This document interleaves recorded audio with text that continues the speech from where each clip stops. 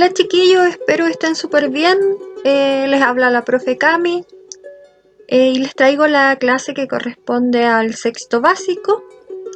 Como les dije la vez anterior, terminamos la primera unidad que hablaba sobre democracia y participación ciudadana y vamos a empezar a ver el proceso de independencia de Chile. Ya nos vamos a ir remontando al siglo XIX para comenzar esta nueva unidad.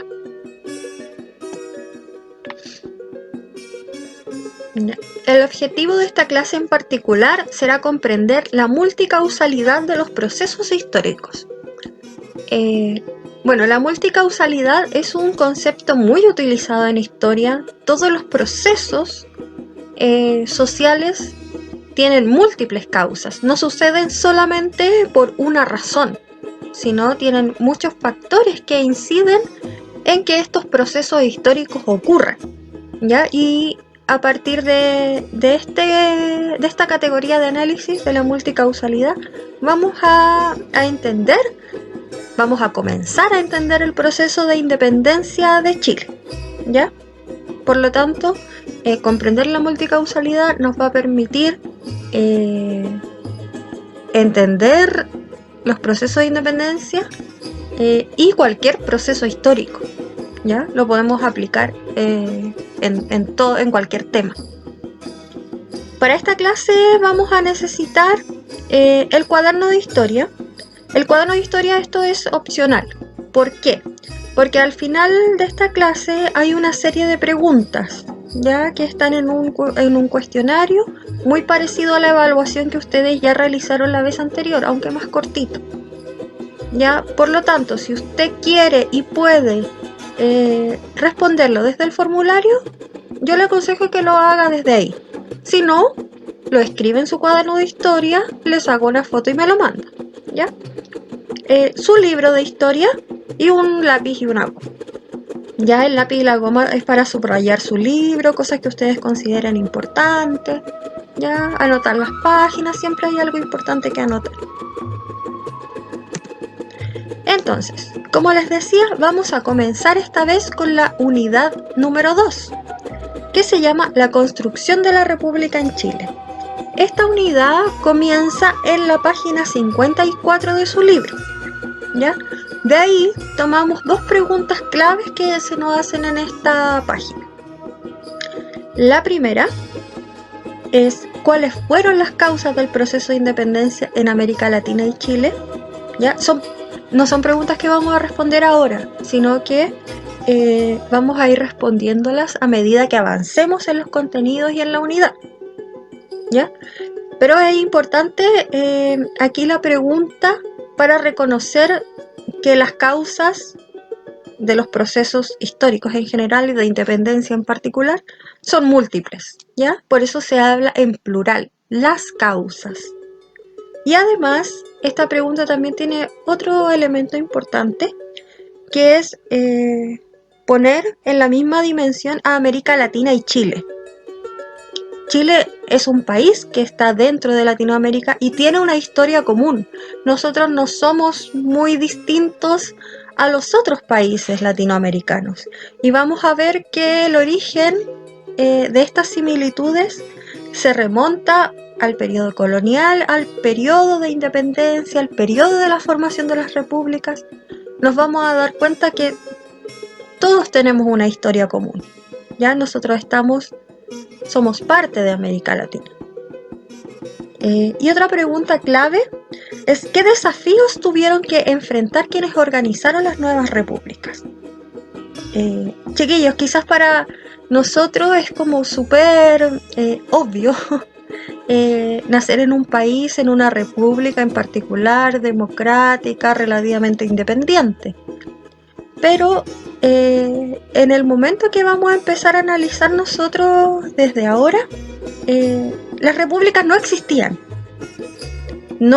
en América Latina y estaban surgiendo en Europa hace muy poco. Entonces era algo completamente nuevo. Por eso la unidad se llama la construcción de la república, ¿ya? Los actores de este periodo enfrentaron grandes desafíos para construir una república. ¿Ya? Ellos no sabían cómo hacerlo.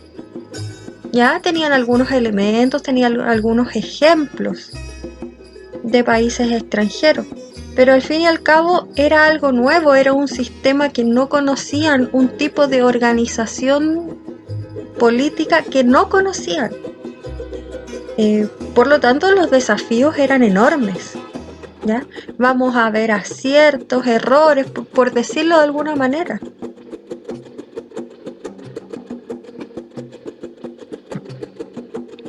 Porque ese periodo de aprender no es automático, ¿cierto? Uno no nace sabiendo.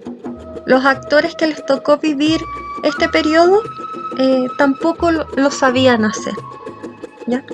Por lo tanto, fueron aprendiendo en el camino. Ya, para comenzar, los invito a ver el siguiente video que habla sobre los procesos de independencia que se dieron en todo el continente americano.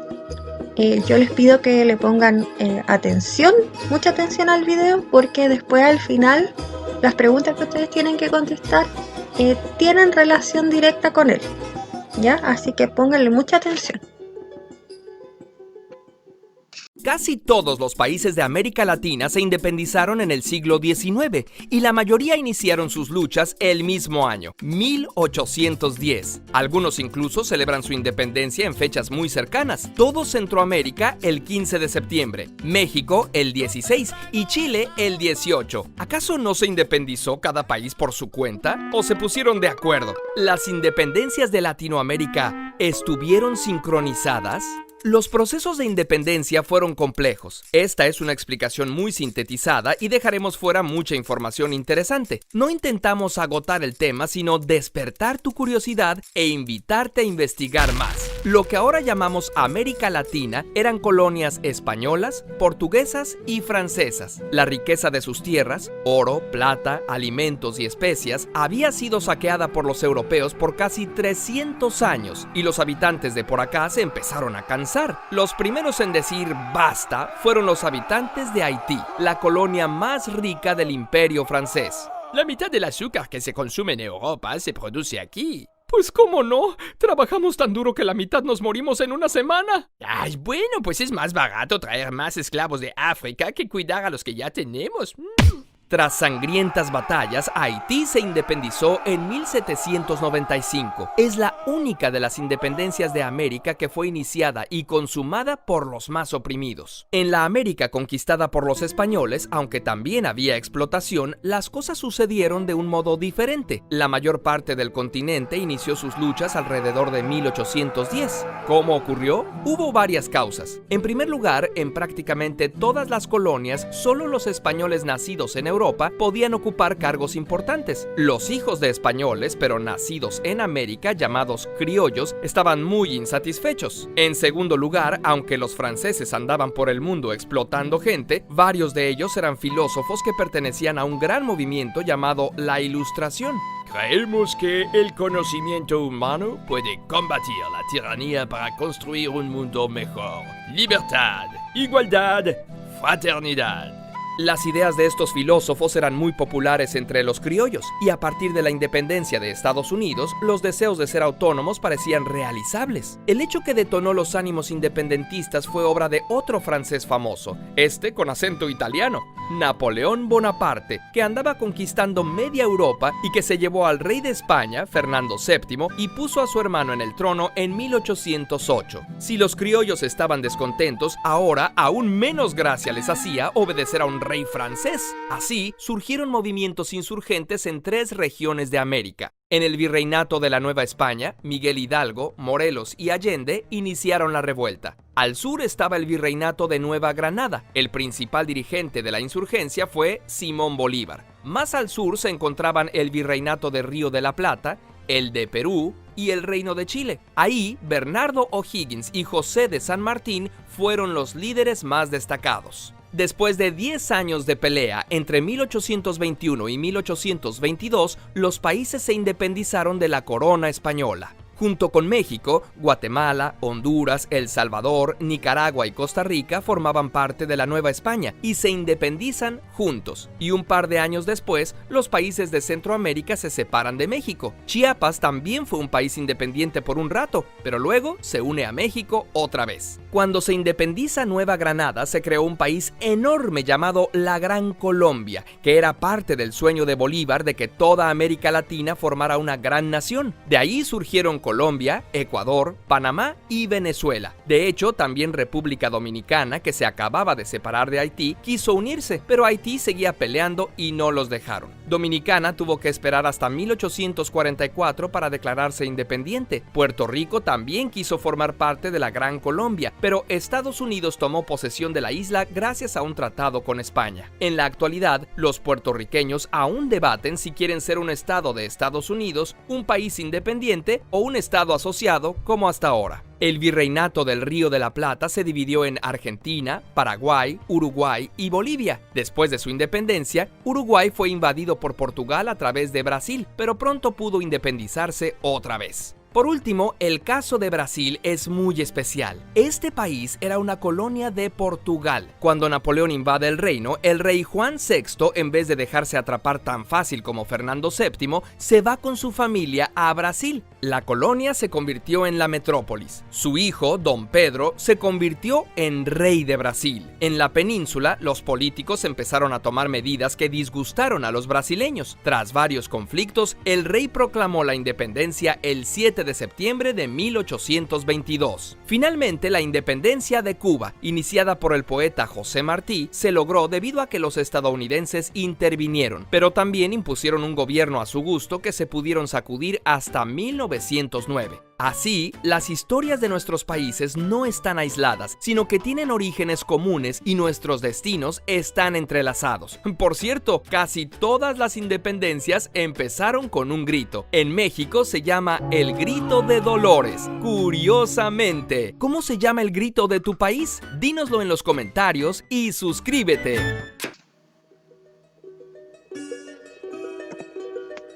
Ya, entonces como vimos en el video, durante este periodo, principios del siglo XIX, todos los países latinoamericanos comienzan a experimentar cambios sustanciales en su organización política, ¿cierto? Debido a distintos factores que los afectaron a todos por igual, ¿cierto?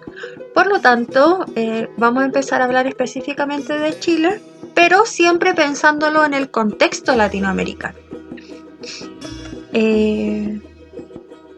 Para referirnos a la multicausalidad, ¿cierto? Que se relaciona con que los hechos históricos tienen múltiples causas.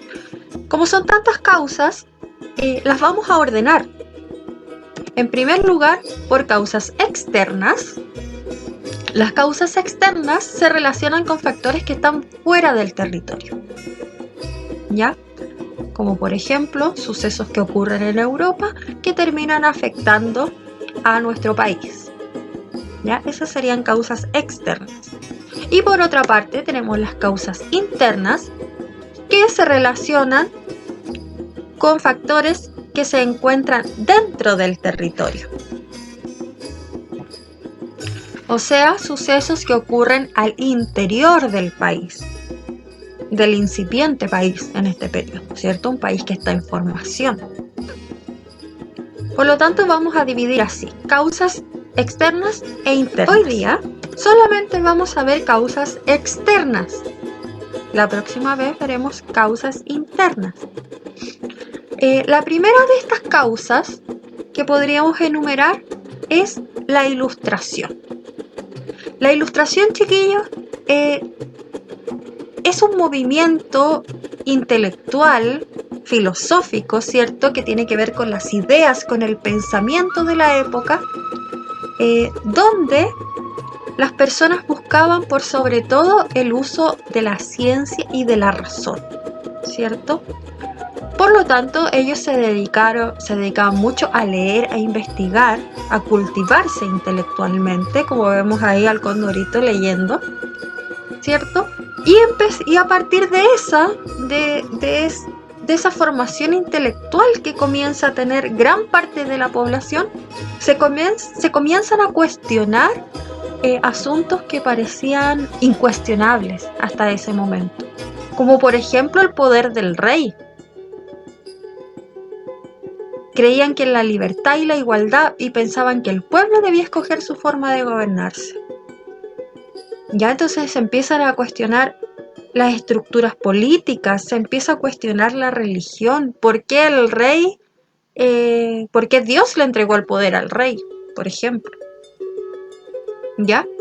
Entonces, este movimiento surge en Europa, ya se da fuertemente en Francia, ya lo vamos a nombrar después, pero tiene que ver con eso, tiene que ver con una revolución del pensamiento, ¿cierto? De cuestionarse la realidad, cuestionarse la política, cuestionarse la religión, todo con base en la razón y la ciencia.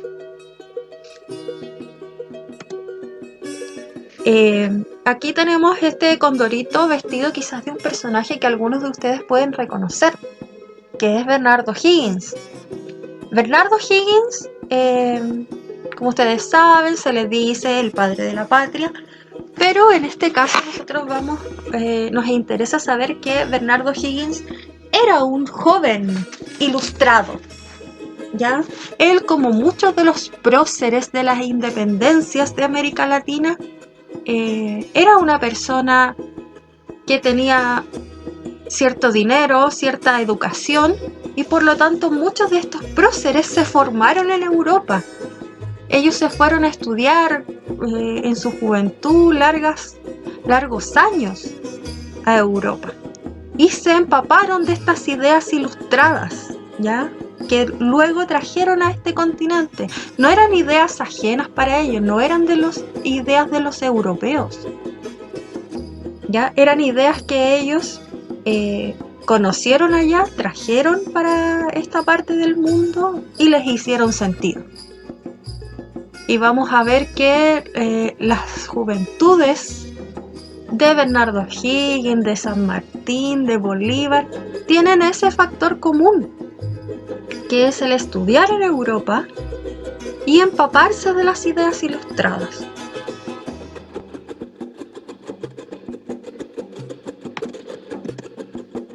Ya. Un segundo factor externo, causa externa, que vamos a nombrar es la Revolución Francesa. ¿Ya? Esto ocurre en 1779 y la Revolución Francesa se inspira en los ideales ilustrados.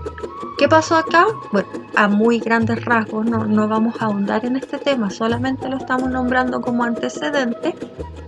Es que el pueblo francés empieza una revolución, ¿cierto? O sea, querían un cambio estructural de la manera en que se organizaba la sociedad, que hasta ese momento era una monarquía, ¿ya? Sin ir más lejos, el pueblo se levanta, le cortan la cabeza al rey con una guillotina e instauran una república, ¿ya? Entonces esto fue como una gran inspiración para las colonias americanas. Empezaron a ver esto como ejemplo de que no era necesario tener un monarca a quien rendirle tributo, y el propio pueblo puede instaurar una nueva forma de gobernar, como sería la república, ¿ya? Aquí tenemos un cuadro que es muy, muy, muy famoso. Yo creo que algunos de ustedes lo han visto en algunos libros, en la televisión, que representa la Revolución Francesa. Este cuadro es un poquito posterior, si no me equivoco es de 1830, del autor Eugène Delacroix. Aquí, ¿qué nos muestra el autor? En el centro del cuadro, ¿cierto? Hay una mujer levantando la bandera de Francia, como alentando, ¿cierto? Como en un gesto que dice, síganme. Y alrededor de ella, el pueblo, ¿cierto? Vemos un niño, Vemos un hombre vestido de manera muy elegante, vemos al lado de ese personaje otro que no es tan elegante, quizás no es de una clase tan acomodada como el anterior. Entonces vemos que representan al pueblo francés, ¿cierto? En su conjunto, como tomándose el poder. Ese cuadro se llama La libertad guiando al pueblo, ¿ya? Y es una figura muy icónica, tan icónica que ha sido tomada en Latinoamérica y en el mundo entero, pero a nosotros en este caso nos interesa Latinoamérica. La imagen que apareció ahora es la portada de una revista en la que se celebraba el centenario. Ya la revista Zigzag, en la primera parte del siglo XX, era una revista muy muy famosa y celebraba los primeros 100 años de República de Chile con esta portada que, si ustedes la miran, se parece muchísimo al cuadro de Delacroix, ¿cierto? Tenemos la misma figura de la mujer, la bandera, las personas alrededor, el gesto de la mano levantada. Entonces aquí hay una clara inspiración, no es una casualidad que estas dos ideas de libertad se representen desde Europa y se representen desde Chile.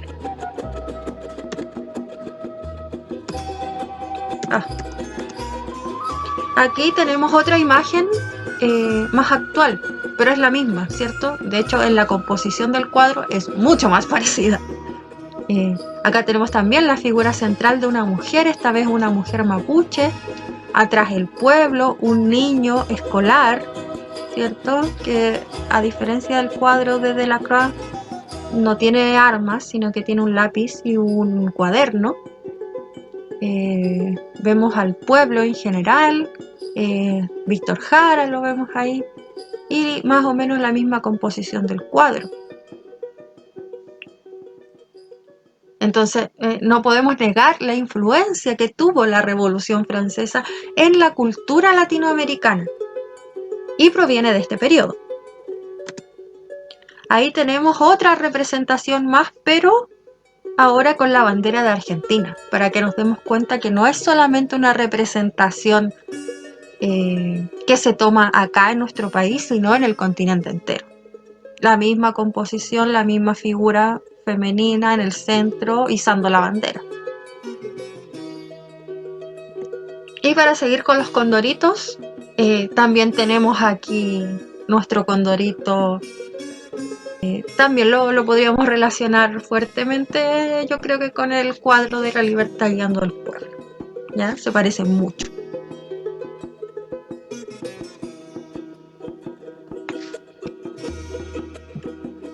Luego, un tercer factor externo, causa externa, también es la independencia de Estados Unidos en 1776. Como sabemos, Estados Unidos no era una colonia española, pero está dentro del mismo continente y era una colonia, pero inglesa, ¿ya? Por lo tanto, ellos también, bajo estas ideas ilustradas, que también fueron muy, muy influyentes para ellos, de libertad, igualdad y fraternidad, que era lo que proclamaba la Revolución Francesa, ellos consiguen su independencia en 1776.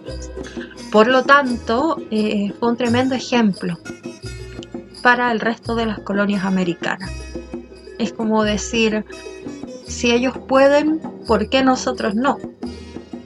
¿Ya? Entonces también se cuenta como un factor externo.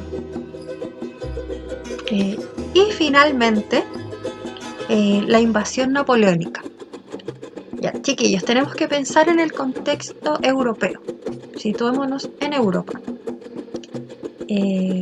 Napoleón Bonaparte, luego de la Revolución Francesa, se convierte en emperador de Francia.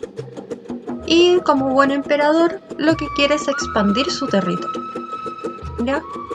Lo empieza a expandir, hasta que llega a España. ¿Qué tiene que ver esto con nosotros? Nosotros éramos una colonia española. Entonces Napoleón llega a España y lo primero que hace para tomarse el poder es meter en la cárcel al rey que estaba en ese momento, que era Fernando VII, y pone a alguien en su lugar, que fue su hermano, ¿ya? Creo que en el video también lo nombraba, ¿ya? Entonces, ¿qué pasó aquí? Las colonias americanas, la gente que vivía en este lado del mundo, decía, bueno, nosotros somos una colonia española. ¿Qué pasa ahora que no hay rey en España? ¿Tenemos que hacerle caso a un rey francés?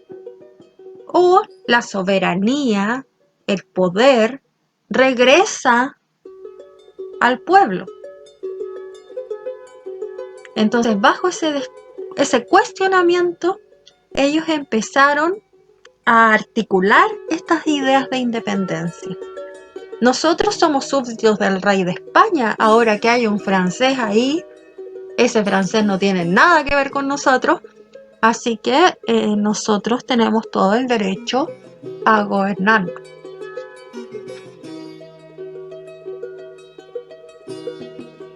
Ya, chiquillos, olvidé decir que esto aparece en la página 58 de su libro, así que siempre es bueno que, a pesar de que yo lo estoy diciendo acá, ustedes también, ya que tienen el libro en sus casas, también lo puedan leer y puedan ir contrastando la información, ¿ya?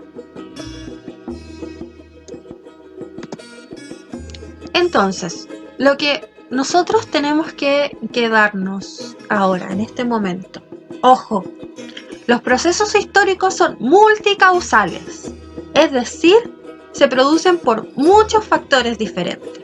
Ya nosotros aquí acabamos de ver 4 causas distintas para el proceso de independencia y nos faltan todavía las causas internas, ¿ya? Por lo tanto, tenemos muchas causas distintas. Todos los procesos históricos, no solamente la independencia de Chile, son multicausales, ¿ya? Eso siempre lo tenemos que tener en cuenta. Lo que vamos a hacer ahora, los invito a responder las siguientes preguntas que están en ese formulario. Yo les voy a dejar el link. Si no lo quieren hacer de esa manera, lo hacen como de costumbre en su cuaderno, escribiendo las preguntas y le sacan una fotito y me lo mandan, ¿ya? Ahí yo les puedo ir respondiendo sus dudas y corrigiendo las respuestas que ustedes entreguen, ¿ya? Para contestar las preguntas es importante que tengan en consideración lo que yo he dicho y también el video. Ya el video no es un adorno, es parte de los contenidos de esta clase. Así que cualquier duda, no duden en contactarme y yo les voy a responder apenas pueda, ¿ya? Así que ánimo,